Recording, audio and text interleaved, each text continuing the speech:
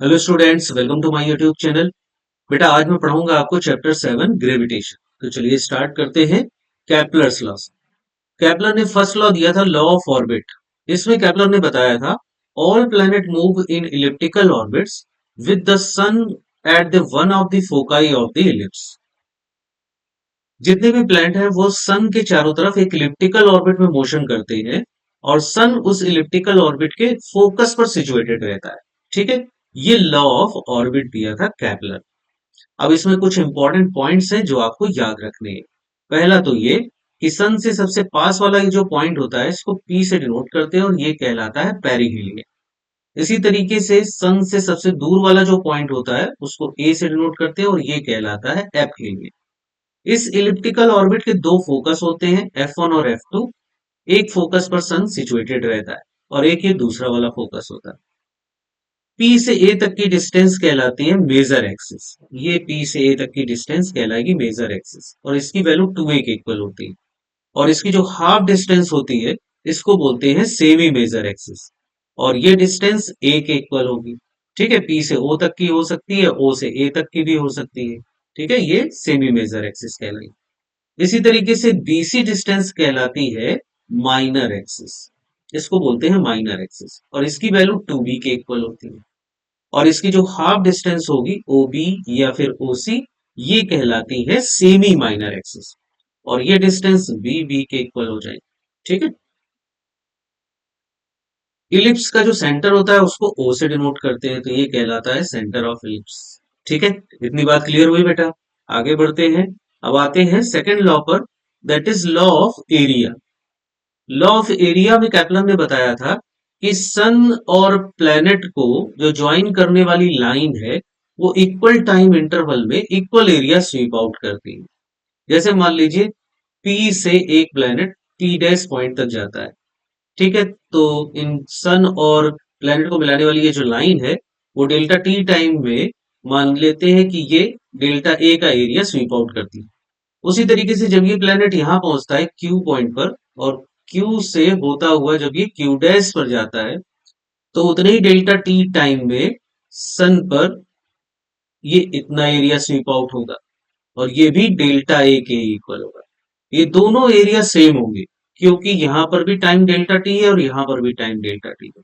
ठीक है, तो हम कह सकते हैं कि प्लेनेट की जो एरियल वेलोसिटी होती है सन के चारों तरफ वो कांस्टेंट रहती है। उसको हम यहाँ से प्रूव भी कर सकते हैं। देखिए ध्यान से, हमने मान लिया कि ये जो ट्राइंगल फॉर्म हो रहा है ये एरिया, उसको हमने यहाँ कंसीडर कर लिया है।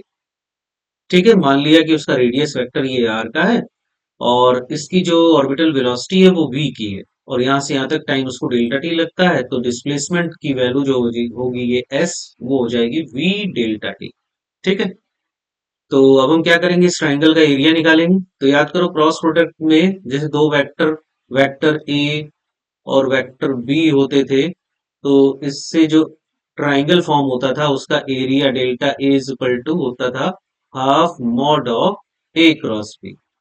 ठीक है, याद आया। ये उसका एप्लीकेशन है तो वही एप्लीकेशन यहाँ पर हम यूज करेंगे। तो डेल्टा ए की वैल्यू को लिख सकते हैं half mod R cross V delta T.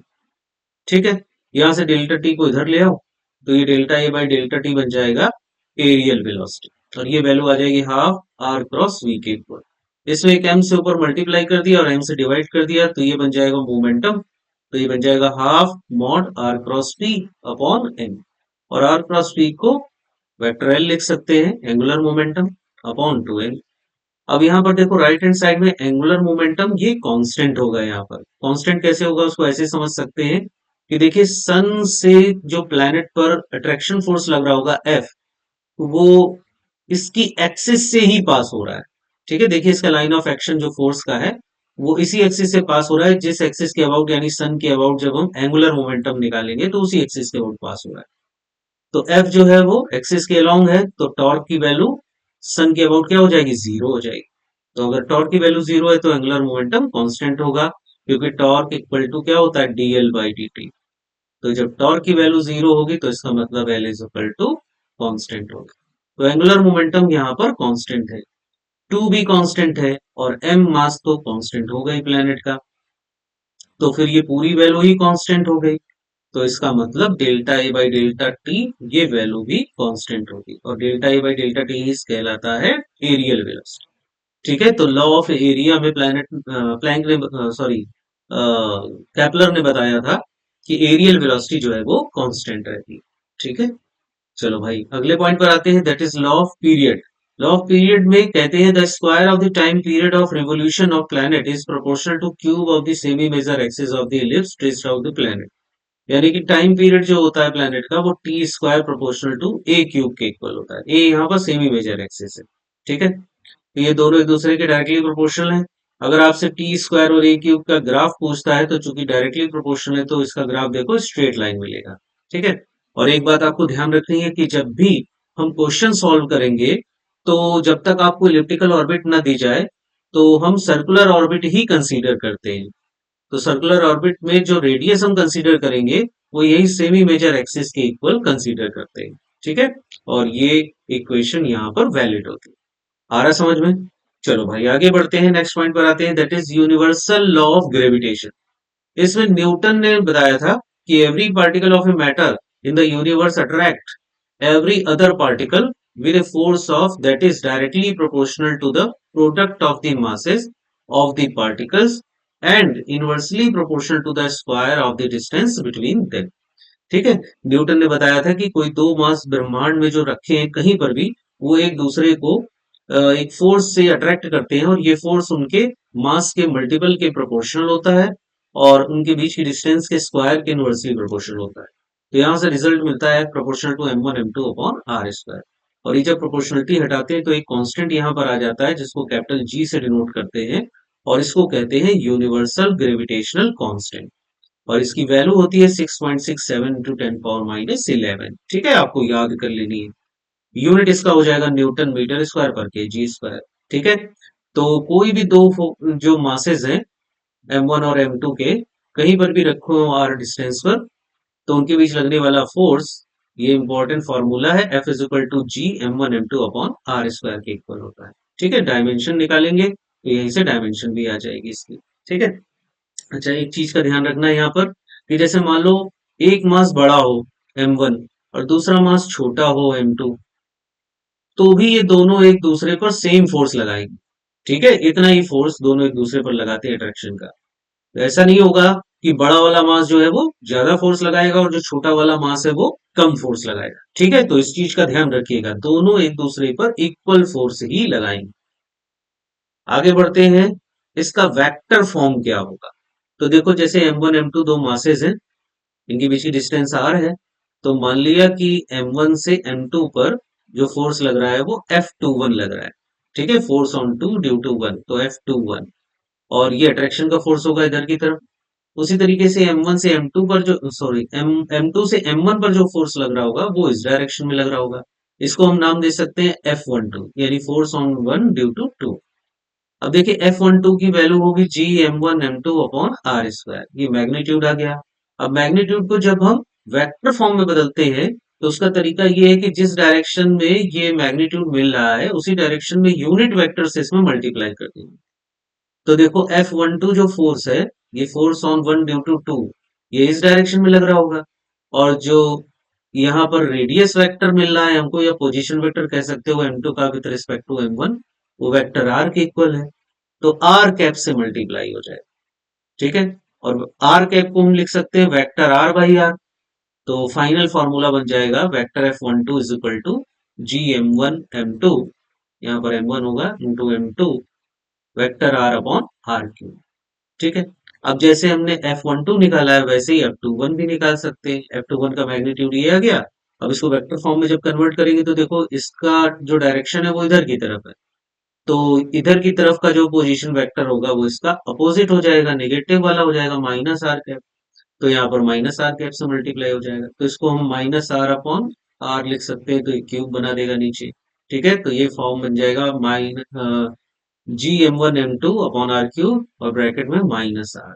ठीक है, तो यहाँ से देखो ये फोर्स और ये वाला जो फोर्स आ रहे हैं वो एक दूसरे के अपोजिट है, तो वेक्टर F12 की वैल्यू -F21 के इक्वल हो जाएगी। ठीक है, तो किन्हीं भी दो मासेस पर जो वेक्टर फोर्स लगते हैं वो इक्वल एंड अपोजिट होते हैं। ठीक है, इसको आप याद रखिएगा। चलिए आगे बढ़ते हैं। अब आते हैं principle of superposition of gravitational forces. इसमें हम ये पढ़ेंगे कि जैसे कोई मास m1 का रखा हुआ है और यहाँ पर बाकी और दूसरे भी मासेस हैं जैसे m2, m3, m4। तो ये m2, m3, m4 जो है वो सब मिल करके m1 पर एक नेट फोर्स लगाएंगे। जैसे M2 वाला M1 पर एक F12 का फोर्स लगा रहा होगा, इसी तरीके से ये एक F13 का फोर्स लगा रहा है, इसी तरीके से M4 वाला मास एक M14 का फोर्स लगा रहा है इसके ऊपर। तो इस पर जो नेट फोर्स की वैल्यू होगी वो इनके वेक्टर सम के इक्वल हो जाएगी। ठीक है, तो M1 पर नेट फोर्स बनेगा vector F net on M1 will be equal to F12 plus F13 plus F14। ठीक है, इन सभी वेक्टर फोर्सेस का समेशन। तो देखो ये वाला जो फोर्स होगा इसको अगर हम वेक्टर फॉर्म में लिखना चाहें तो कैसे लिख सकते हैं? ये m1 m2 के बीच लगने वाला फोर्स है, तो g m1 m2 upon r21 square. r21 is the distance between 1 and 2। और इस डायरेक्शन का जो यूनिट वेक्टर होगा, तो वेक्टर की वैल्यू हो गई वेक्टर r21, तो यूनिट वेक्टर बन जाएगा r21 कैप। ठीक है, उसी से मल्टीप्लाई हो जाएगा। इसी तरीके से इन दोनों के बीच जो मैग्नीट्यूड होगा वो जी m1 m3 upon r31 square हो जाएगा। और r31 कैप से मल्टीप्लाई कर देंगे तो वेक्टर फॉर्म आ जाएगा इसका। इसी तरीके से इसको कैलकुलेट कर सकते हैं। ठीक है, इतनी बात समझ आई। चलो आगे बढ़ते हैं। नेक्स्ट पॉइंट है acceleration due to gravity of the earth. ठीक है, अर्थ की वजह से जो acceleration due to gravity create होता है बॉडी पर, वो कितना होगा ये हम निकालेंगे। तो देखो इसके सरफेस पर अगर कोई बॉडी रखी है तो अर्थ जो है वो एक ग्रेविटेशनल एक्सीलरेशन लगाती है इस बॉडी के ऊपर। तो उस ग्रेविटेशनल एक्सीलरेशन की वैल्यू होती है G is equal to G M E upon R square. ठीक है, इसको आपको याद कर लेना है। ठीक है, अर्थ के सरफेस पर अगर कोई बॉडी रखी है उसका एक्सीलरेशन ड्यू टू ग्रेविटी होगा G M E upon R square, जहां पर जी ग्रेविटेशन कांस्टेंट है, M E mass of earth है और R E radius of earth है। एम ई की वैल्यू होती है 6 इंटू 10 पावर 24 के जी और रेडियस ऑफ अर्थ होता है 6.3 इंटू 10 पावर 6। अप्रोक्सीमेटली इसको 6.4 इंटू 10 पावर 6 भी यूज कर सकते हैं। और जब ये वैल्यू यहाँ पुटअप करते हैं हम और इसको सॉल्व करते हैं तो ये आ जाता है 9.8 मीटर पर सेकेंड स्क्वायर। ठीक है, तो ये इंपॉर्टेंट है, याद रखना है आपको। अब देखिए ये जो ग्रेविटेशनल एक्सीलरेशन है इसको हम मास ऑफ अर्थ और रेडियस ऑफ टर्म की जगह रेडियस ऑफ अर्थ और डेंसिटी ऑफ अर्थ के टर्म में भी लिख सकते हैं। ठीक है, ये एम जो है ये मास को हम वॉल्यूम इंटू डेंसिटी लिख सकते हैं। ठीक है, वॉल्यूम इंटू डेंसिटी, तो वॉल्यूम की वैल्यू पुटअप करेंगे, डेंसिटी की वैल्यू पुटअप करेंगे तो फाइनली ये फॉर्मूला निकल के आ जाए। तो यहाँ से देखो हमको रिजल्ट मिलेगा कि जो जी होता है एक्सेलरेशन ड्यू टू ग्रेविटी, वो रेडियस ऑफ अर्थ और रो ऑफ अर्थ के इक्वल होगा। ठीक है, और ये कॉन्सेप्ट हम किसी भी प्लेनेट के लिए भी लगा सकते हैं, कोई जरूरी नहीं अर्थ के लिए ही हमने ये वैल्यू निकाली है, ये किसी भी प्लेनेट के लिए बन जाएगी। तो उस प्लेनेट के सरफेस पर जो एक्सेलरेशन ड्यू टू ग्रेविटी होगा यानी जीपी, उसको हम लिख सकते हैं G M P upon R P square. ठीक है, इस टाइप से ये फॉर्मूला मिलना शुरू हो जाएगा जब किसी और प्लेनेट की हम बात करेंगे। ठीक है, अच्छा एक चीज ध्यान रखनी है इसमें कि लेस देन 5% चेंज के लिए, यानी कि जी में अगर लेस देन 5% चेंज हो रहा है, जैसे वो तब आएगा जब मास में भी कम परसेंटेज का चेंज हो रहा होगा, रेडियस में भी कम परसेंटेज का चेंज हो रहा होगा, तो उस कंडीशन में हम एरर मेथड यूज करेंगे। ठीक है, एरर मेथड जो पढ़ा था हम लोगों ने वो मेथड हम लोग यहाँ पर यूज करेंगे। नेक्स्ट पॉइंट पर आते हैं, that is acceleration due to gravity above the surface of earth. Earth के सरफेस से ऊपर जाने पर एच हाइट पर जैसे पहुंच गए वहां पर एक्सीलरेशन ड्यू टू ग्रेविटी क्या होगा? तो अर्थ के सरफेस से ऊपर जाने पर एक्सीलरेशन ड्यू टू ग्रेविटी भी कम होने लगता है। और यहाँ पर एक्सेलरेशन ड्यू टू ग्रेविटी की वैल्यू होगी G dash equal to G upon 1 plus H by R E का स्क्वायर। ठीक है, इंपॉर्टेंट फॉर्मूला है, आपको याद रखना है। इस फॉर्मूले को हम यूज करेंगे for greater than 5% change in G. जब भी जी में 5% से ज्यादा चेंज हो रहा होगा तब इस फॉर्मूले को हम यूज करेंगे। और इसी में एक दूसरा फॉर्मूला होता है जिसको अप्रोक्सीमेट फॉर्मूला कहते हैं और इसकी वैल्यू होती है G dash equal to G 1 minus 2 H by R E. यही से ही आता है, इसको ऊपर ले जाएंगे और बाइनोमियल बाइनोमियल एक्सपेंशन का यूज करेंगे और उससे हमें ये रिजल्ट मिल जाएगा, अप्रोक्सीमेशन का यूज करेंगे।